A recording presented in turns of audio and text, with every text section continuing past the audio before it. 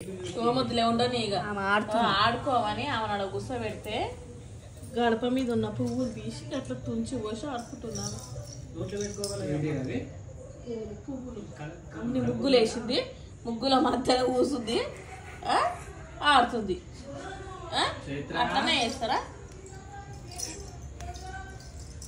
ఏడుకొస్తున్నావు?